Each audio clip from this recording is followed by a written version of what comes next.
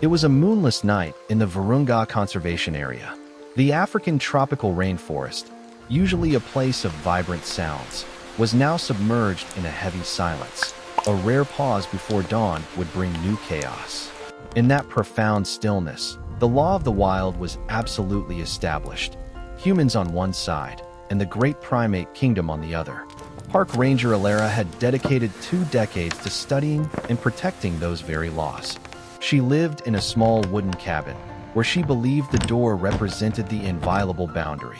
She knew the western lowland gorillas intimately, their immeasurable strength, their deep-seated reserve towards humans, and the sacred bond between mother and infant. But around 3 a.m., an even stranger silence fell over the area. Elara, whose hearing had been honed by the jungle, recognized the shift of an immense mass outside. A shadow blocked out the faint moonlight, a large, muscular presence standing before the cabin's stoop. It was Koko, a large, adult female gorilla and a prominent member of the group. In that instant, the law of the jungle was broken. Koko was not here to threaten. She was waiting. And then, the action unfolded, a moment demanding ultimate trust. Koko gently placed the small, tightly clutched burden she was carrying onto the wooden step. It was Molly, her 2-month-old infant. The dim light from the cabin's oil lamp shone through, and Elara saw it. A deep, bloody laceration on Molly's tiny arm. It was motionless. Koko's dark brown eyes locked onto Elara's. In her gaze, there was no alpha animal aggression, but only the raw, unmistakable, and utterly visceral desperation of a mother. It was a silent plea, an admission that, in this moment of life and death, the rules no longer mattered. The boundary between the two worlds had vanished, and Elara knew she had to make a decision that transcended all her professional limitations. The tension in the air was almost palpable, thicker than the early morning mist in the forest. The issue was no longer just that Koko, the mother gorilla, had done the impossible by approaching a human dwelling, but the reason behind her actions. The deep, jagged wound on Molly's arm, where flesh was torn and bone was dangerously close to being exposed, told a story of sudden attack, not from nature, but from human cruelty. Weeks ago, Elara had found fresh signs of poacher snares on the eastern perimeter. The danger was still there, lurking in the shadows, and that was why Koko could not take her infant back to the troop. In that life-and-death standoff, Elara was acutely aware that she was standing before a silent pact. Her training protocols were clear: never directly intervene in the survival of a wild adult, and certainly never bring them into human habitation. But Koko had put her infant down, not in aggression, but in ultimate surrender. Standing between safe protocol and a fading little life, Elara's choice came from a place deeper than reason, from the instinct of compassion, a primal language of survival. With the slow, measured caution of a researcher entering unknown territory, Elara began to act. She emitted soft, calming sounds, mimicking the low cooing she knew gorillas used to signal peace. She crouched, moving slowly inside to retrieve a warm blanket and a basic medical kit. These were the longest moments of her life. Any wrong move could be interpreted as a threat, causing Koko, with her terrifying strength, to react. Thankfully, the mother's desperation had overcome her wild wariness. Koko watched Elara's every movement with frightening concentration, but did not move. When Elara gently picked Molly up, the tiny body hot with fever, almost weightless, and retreated into the cabin, locking the door, the sudden relief almost brought her to her knees. Koko did not leave. She did not move at all. She settled close to the window, her huge form casting a shadow that nearly filled the glass pane. It was a silent vigil, an act of trust so profound it was barely believable. Everything in her world, her only hope, now lay in the hands of a strange creature. Inside the cabin, the fight began. With limited medical supplies and only basic first aid training, Elara faced a complex and dangerous wound. She gently cleaned the injury with warm water, followed by a strong antiseptic. The wound needed suturing, but Elara dared not. Instead, she focused on preventing infection, administering the safest dose of antibiotics she could estimate. Throughout the process, she felt Koko's gaze like a physical pressure from outside, both a support and a constant reminder of the life she held. Now, Molly's survival depended not just on Elara's skill, but on Koko's ability to understand and accept this help. The next 3 days would be a struggle between medicine, instinct, and belief. Elara knew that if Molly did not make it, she would face not only grief, but the complete shattering of the fragile trust she and Koko had just established. For the next 72 hours, Elara's cabin became a tiny oasis of hope amidst the vastness of the jungle. It was a relentless battle against time and infection. Elara barely slept. She sustained Molly's life with small, constant doses of antibiotics, drop by drop of warm milk administered by a bottle.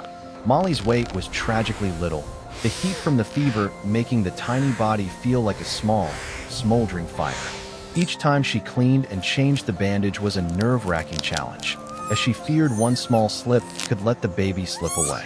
And outside, Koko remained persistent.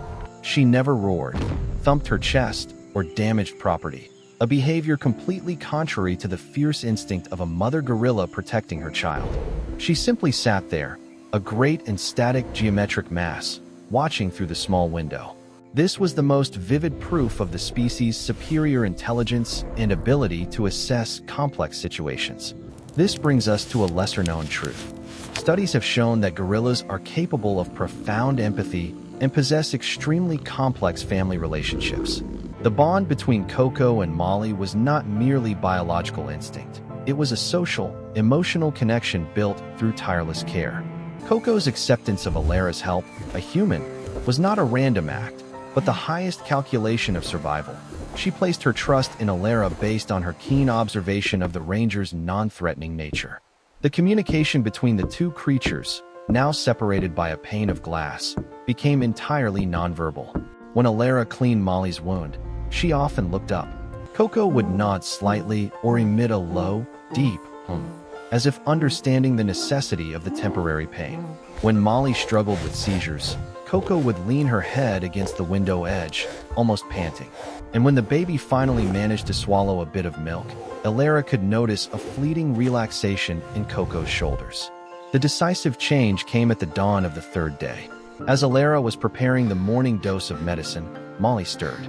It opened its eyes, no longer dull with fever, but clear and alert. Its small, almost translucent hand stretched out into the air. When Elara gently placed her finger into it, the tiny hand grasped, showing a fierce, newfound vitality. Outside the window, Koko witnessed the entire scene. For the first time in days, her massive body trembled, not from fear, but from relief. In that moment, Elara looked into Koko's eyes and saw no wildness. She saw a clearly expressed mother's soul, a gratitude so pure and deep that no language was needed to convey it. She had won the medical battle, but now she faced a new challenge, returning the infant to the wild. The fourth dawn brought a softer light, filtering through the trees. Life had returned to Molly's tiny face. The baby was awake, moving its limbs weakly and emitting small cries of discomfort, a sound more welcome than the terrifying silence before. The rescue work was complete, and now, Elara faced the most difficult test, letting the baby go. Although Elara knew perfectly well that Molly had to return to its biological mother and troop, the only place it could learn to survive, an invisible thread had been woven during those 3 intense days. There was a heaviness in her heart as she wrapped Molly in a clean blanket and carried it out of the cabin. Elara understood that bonding with wild species was a great risk for both the researcher and the animal itself, but human emotion does not always follow scientific logic. Koko was still waiting. As soon as Elara stepped across the threshold, Koko stood tall, her imposing figure full of authority. But there was no growl or sign of attack. Her entire focus was poured onto Molly. Elara carefully placed the infant on the doorstep. What followed was a beautiful confirmation of the strength of the mother-child bond. Koko slowly approached, gently nudging Molly with her head and hand, thoroughly checking the wound and the baby's entire body. When she determined the infant was safe, a soft hum, like the slow thrum of a large engine, resonated from her chest, a sound of absolute contentment and relief. Just when it seemed that was the end of the exchange, Koko picked Molly up and began to turn away, heading toward the dense forest. But then she stopped. Slowly, she turned her head back. With Molly secure in her grasp, Koko approached Elara. She raised a large, calloused hand and carefully placed it on Elara's shoulder, near her chest. It was not a touch of force or threat. It was a gentle, fleeting gesture, an act of communication that completely transcended the species barrier. If primates were capable of prayer, this was the deepest thank you, an interspecies handshake in mutual respect. That moment shattered Elara's solid professionalism. She realized that the rules she had strictly followed, maintain distance, do not intervene, sometimes had to yield to a much older and more powerful law, the law of compassion. Life and death in the jungle do not only follow the rules of predator and prey, but also by the ability to give and receive help. Koko then turned her back, carrying Molly safely back to her family. As she climbed a tree-covered ridge, she stopped one last time, staring back at Elara. In that gaze, Elara saw not only thanks, but an unspoken promise of a connection that would persist between their two worlds. The story of Koko and Molly became a whispered legend in Elara's small conservation community. But for her, it was more than just a memory. It was a permanent shift in perspective. She had learned that in the heart of the wild, trust could be traded as a rare currency, possessing a power greater than any scientific theory. 6 months later, that very trust was repaid. One sunny afternoon, Elara was patrolling deep in an area presumed to be safe. She moved silently through the dense vegetation, but she failed to recognize the imminent danger ahead. A group of poachers had hidden themselves, setting new traps. Just as Elara was about to step across a small stream, a sudden noise rang out. Koko. She appeared right on a high rock, not far away. But this time, the mother gorilla did not display desperation. She let out a piercing alarm cry, a fierce sound aimed not at Elara, but directly at the poacher's hidden spot. The cry was not a threat, but a warning. The poachers, exposed by the very creature they sought to hunt, fled in panic. Koko stood there until their figures vanished. Then she turned her head, looking straight at Elara. The silent promise was kept. Kindness given is never lost in the natural world. That event reaffirmed a profound truth we often forget. Our greatest power lies not in technology or control, but in the capacity for connection and empathy. The story of Elara, Koko, and Molly is not just a moving miracle. It is a model for our relationship with this planet. So, what solution can we draw from this story? The first is trust. We must trust our own instinct for kindness more than the unfounded fear of what we do not understand.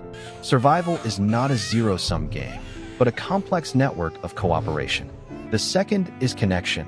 We must recognize that all life shares a common emotional language: pain, joy, and gratitude. When Elara saw the desperation in Koko's eyes, she saw the essence of life, not the difference in species. And finally, action. These connections can only be maintained through tangible conservation action. We need to support people like Elara, who are standing on the boundary, protecting the vulnerable creatures and fighting against brutal poaching. If this story touched your heart, if you believe in the power of compassion that transcends species barriers, take a moment. Please hit like to spread this message of hope. Subscribe to the channel to discover more stories that redefine our relationship with the wild. And share, what animal bond has changed your life? The story of Koko and Elara reminds us. Kindness, once sown, creates ripples that spread throughout the forest, forever changing the landscape of life.